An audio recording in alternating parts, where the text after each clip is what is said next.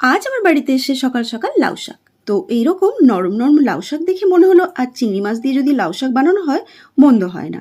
লাউ শাক কেটে ধুয়ে পরিষ্কার করে নিয়েছি, আর এদিকে গ্যাস ছেলে আমি কড়াইটা চাপিয়ে আমার আগে থেকে পরিষ্কার করে ধুয়ে রাখা চিংড়ি মাছগুলো ভেজে নিলাম।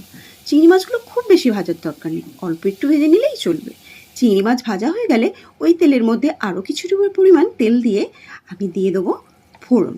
এখানে 5 ফোড়নটা আমি দিয়ে দিলাম। ফোড়নটা ভাজা ভাজা হয়ে এলে এবার আমার পছন্দের সবজিগুলো দিয়ে দিলাম। আপনারা এখানে আপনাদের পছন্দ মতো সবজি অ্যাড করতে পারেন। আমি এখানে সবজিগুলো দিয়ে নেড়ে চেড়ে ভালো করে ভেজে নেব। ভেজে নেওয়ার সময় আমি এখানে সবজির মধ্যে দিয়ে দিচ্ছি পরিমাণ মতো লবণ, হলুদ আর লঙ্কার গুঁড়ো। এবার নেড়ে চেড়ে আমি সবজিগুলোকে ভালো করে ভেজে নেব।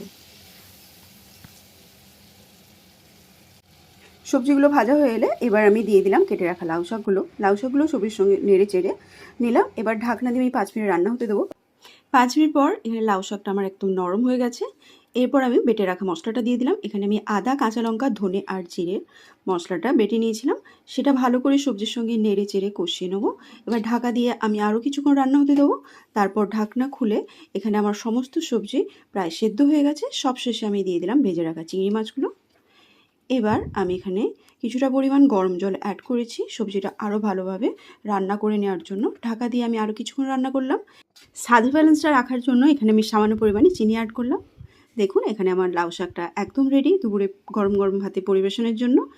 ভালো লাগলে অবশ্যই একটা লাইক আর একটা কমেন্ট করবেন।